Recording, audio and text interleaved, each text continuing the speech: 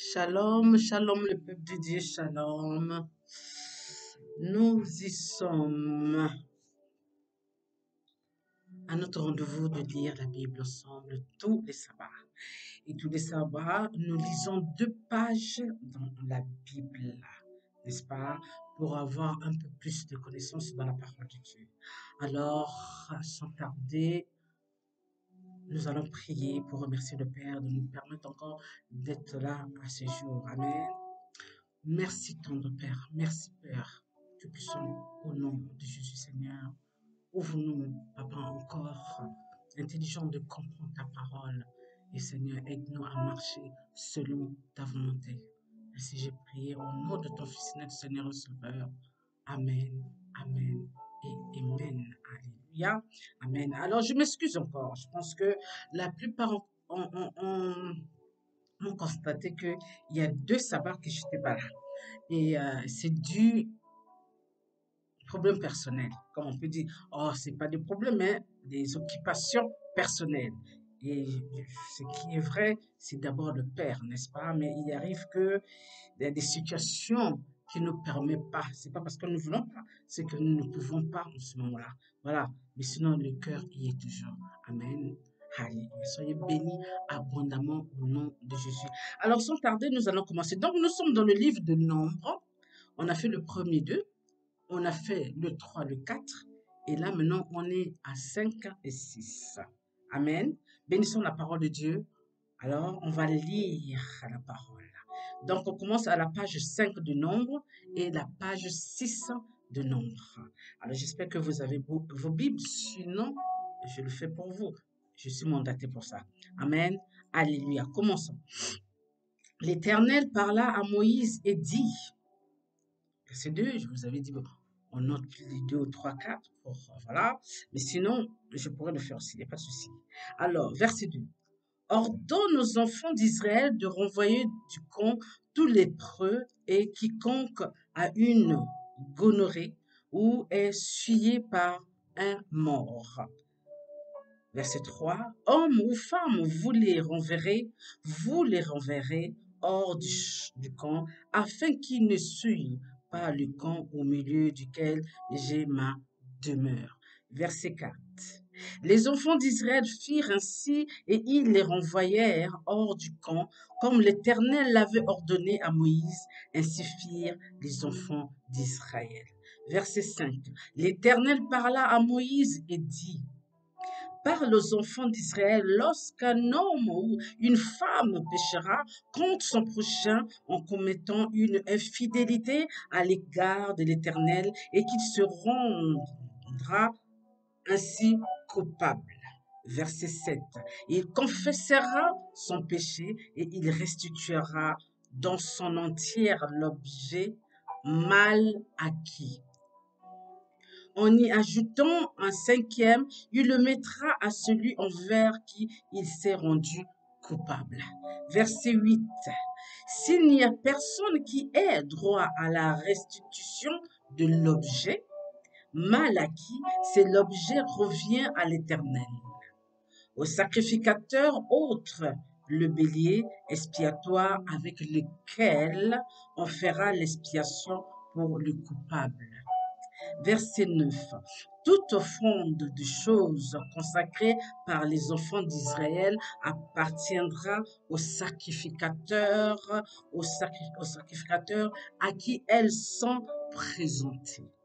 Verset 10. Les choses qu'on aura consacrées lui appartiendront, ce qu'on lui aura remis lui appartiendra. Verset 11. L'Éternel parla à Moïse et dit, parle aux enfants d'Israël et tu leur diras, si une femme se détourne de son mari et lui devient infidèle, verset 13, si un autre a commencé avec elle et que la chose soit cachée aux yeux de son mari, si elle s'essuyait en secret sans qu'il y ait de témoin contre elle et sans qu'elle ait été prise sur le fait, verset 14, et si le mari est saisi d'un esprit de jalousie et a des soupçons sur sa femme qui s'essuyait, ou bien s'il est saisi d'un esprit de jalousie et a des soupçons sur sa femme qui ne s'est point souillée. Verset 15, cet homme amènera sa femme au sacrificateur et apportera en offrande pour elle un deuxième défa de farine d'orge. Il n'y en répandra point l'huile, il n'y en mettra point d'encens, car c'est une offrande de jalousie, une offrande de souvenir qui rappelle une iniquité. Verset 16. Le sacrificateur la fera approcher et la fera tenir debout devant l'Éternel. Verset 17, le sacrificateur prendra de l'eau sainte dans un vase de terre, il prendra de la poussière sur le sol du tabernacle et la mettra dans l'eau. Verset 18, le sacrificateur fera tenir la femme debout devant l'Éternel. Il découvrira la tête de la femme et lui posera sur les mains l'offrande de souvenir, l'offrande de jalousie. Le sacrificateur aura dans sa main les eaux amères qui apportent la malédiction. Verset 19. Le sacrificateur fera jurer la femme et lui dira, si aucun homme n'a couché avec toi, et si étant sous la puissance de ton mari, tu ne t'en es point détourné pour te souiller, ces eaux amères qui apportent la malédiction ne te seront point funestes. Verset 20. Mais si, étant sous la puissance de ton mari, tu t'en es détourné et que tu te sois souillé, et si autre homme que ton mari a couché avec toi, verset 21, et le sacrificateur fera jurer la femme avec un serment d'imprécation et lui dira que l'Éternel te livre à la malédiction et à l'exécration au milieu de ton peuple, en faisant dessécher ta cuisse et enfler ton ventre. Verset 22. Et que ces eaux qui apportent la malédiction entrent dans tes entrailles pour te faire enfler le ventre et dessécher la cuisse. Et la femme dira Amen, Amen. Verset 23. Le sacrificateur écrira ces imprécations dans un livre, puis les effacera avec les eaux amères. Verset 24. Et il fera boire la femme les eaux amères qui apportent la malédiction, et les eaux qui apportent la malédiction, deux fois, entreront en elle pour produire l'amertume. Verset 25. Le sacrificateur prendra des mains de la femme l'offrande de jalousie, il agitera l'offrande de côté et d'autre devant l'Éternel et il offrira sur l'autel. Verset 26. Le sacrificateur prendra une poignée de cette offrande comme souvenir et il la brûlera sur l'autel. C'est après cela qu'il fera boire les eaux à la femme. Verset 27. Quand il aura fait boire les eaux, il arrivera, si elle s'essuyée a été infidèle à son mari, que les eaux qui apportent la malédiction entreront en elle pour produire l'amertume. Son ventre s'enflera, sa cuisse se desséchera, et cette femme sera en malédiction au milieu de son peuple. Verset 28. Mais si la femme ne s'est point souillée et qu'elle soit pure, elle sera reconnue innocente et aura des enfants. Verset 29. Telle est la loi sur la jalousie pour le cas où une femme sous la puissance de son mari se détourne et se souille. Verset 30.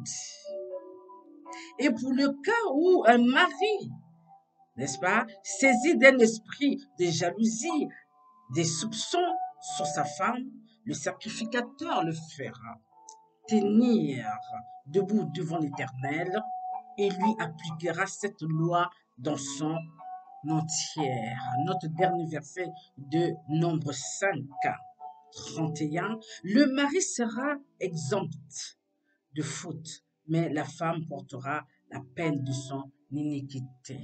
Bénissons la parole de Dieu. Nous allons prendre la deuxième page, Nombre 6. L'Éternel parle à Moïse et dit, verset 2, parle aux enfants d'Israël et tu leur diras, lorsqu'un homme ou une femme se séparera des autres en faisant vœu de Nazaréa pour se consacrer à l'Éternel, verset 3, il s'abstiendra de vin et de boissons enivrantes. Il ne boira ni vinaigre fait avec du vin, ni vinaigre fait avec une boisson enivrante. Il ne boira d'aucune liqueur tirée de raisin et il ne mangera point de raisin frais ni de raisin sec. Verset 4. Pendant tout le temps de son nazaréat, il ne mangerait rien de ce qui provient de la vigne, depuis les pépins jusqu'à la peau du raisin. Verset 5. Pendant tout le temps de son nazaréat,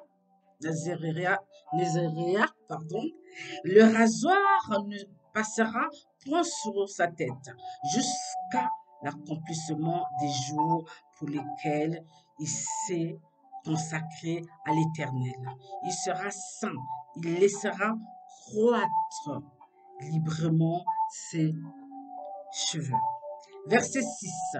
Pendant tout le temps qu'il a voué à l'Éternel, il ne s'approchera point d'une personne morte. Verset 7. Il ne se souillera point à la mort de son père, de sa mère, de son frère ou de sa sœur, car il porte sur sa tête la consécration de son Dieu. Verset 8. Pendant tout le temps de son nazaréat, il sera consacré à l'Éternel.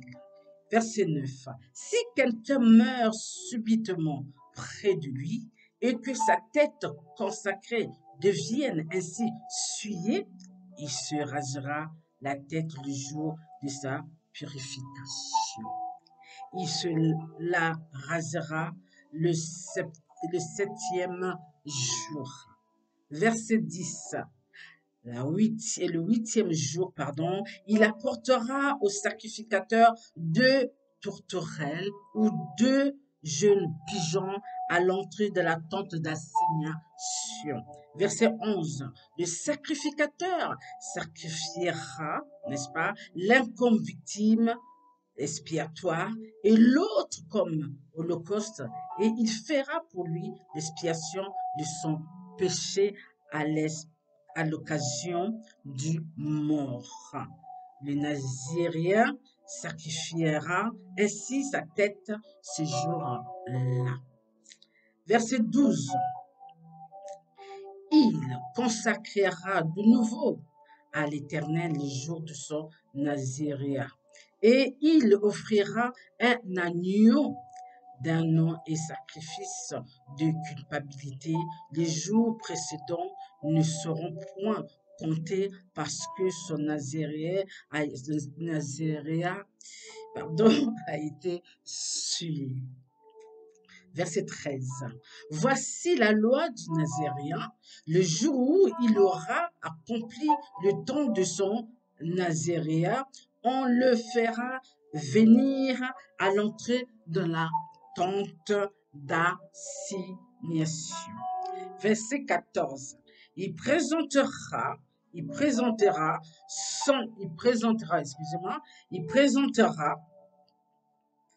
il présentera son offrande à l'Éternel, un agneau d'un an et sans défaut pour holocauste, une brebis d'un an et sans défaut pour le sacrifice d'expiation, et un bélier sans défaut pour le sacrifice d'action de grâce. Verset 15.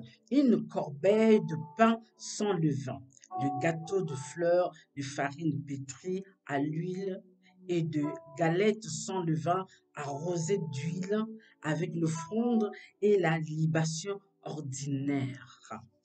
Verset 16. Le sacrificateur présentera ces choses devant l'Éternel et il offrira sa victime expiatoire et son holocauste. Verset 17. Il offrira le bélier, en sacrifice d'action de grâce à l'Éternel, outre la corbeille de pain sans levain avec l'offrande et la libation. Verset 18. Le Naziréen rasera à l'entrée de la tente d'assignation sa tête consacrée. Il prendra les cheveux de sa tête consacrée et il les mettra sur le feu qui est sous le sacrifice d'action de grâce. Verset 19. Le sacrificateur prendra l'épaule cuite du bélier, un gâteau sans levain de la corbeille, une galette sans levain, et il les posera sur les mains du Naziréen. Après, il aura rasé sa tête consacrée. Verset 20. Le sacrificateur les agitera de côté et d'autre devant l'Éternel. C'est une chose sainte qui appartient au sacrificateur, avec la poitrine agitée et l'épaule offerte par élévation. Ensuite, le Nazaréen pourra boire du vin. Verset 21. Telle est la loi pour celui qui fait vœu de Nazaréen. Telle est son offrande à l'Éternel pour son Nazaréen.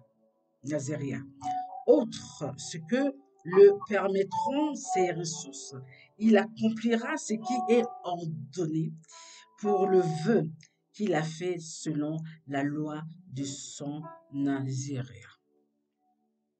L'Éternel, verset 22. L'Éternel parle à Moïse et dit, parle à Aaron et à ses fils et dit, vous bénirez ainsi les enfants d'Israël, vous leur direz, que l'Éternel te bénisse et qui te garde. Que l'Éternel fasse luire sa face sur toi et qui t'accorde sa grâce. Que l'Éternel tourne sa face vers toi et qui te donne la paix. Notre dernier verset, 27. C'est ainsi qu'ils mettront mon nom sur les enfants d'Israël et je les bénirai. Bénissons la parole de Dieu. Alléluia. Amen. Alors, nous voilà finir. On a fini notre 2 pages de sabbat pour avoir un peu plus de connaissances. Donc, on comprend bien lorsque le Père explique ses lois, ses règles à ses enfants par rapport au mariage, par rapport à la femme adultère, par rapport à l'homme. Il y a des règles, il y a des lois que Dieu a mis en place. Si nous péchons et si nous ne péchons pas. Par contre, lorsque nous péchons, il y a des règles, comme lorsque le Père dit, si vous péchez, repentez-vous. Je vous pardonnerai. Mais vous savez très bien qu'il y a ceux-là qui ne croient pas à ça. Et quand vous ne vous repentez pas, c'est sûr et certain. Mais c'est vrai. Vous allez me dire, oh, prophétesse, on sait que Dieu nous a pardonné. Je suis d'accord. Même avant, Dieu vous a déjà pardonné. Mais il arrive que Père aussi voit vos marches, votre démarche avec le Père, votre comportement. Il ne faut pas que ça soit une habitude. Est-ce qu'on se comprend? Il faut respecter le Père parce que c'est le Dieu puissant, le Dieu des armées. C'est le Dieu, tout est possible à Dieu, dans les deux sens. Tout est possible à Dieu dans les deux sens. Nous devons le comprendre. Dieu ne s'amuse pas à pardonner, à pardonner, à pardonner. Mais si vous continuez toujours dans le mal, à un moment, Dieu fera en telle sorte que les gens sachent ce que vous êtes en train de faire.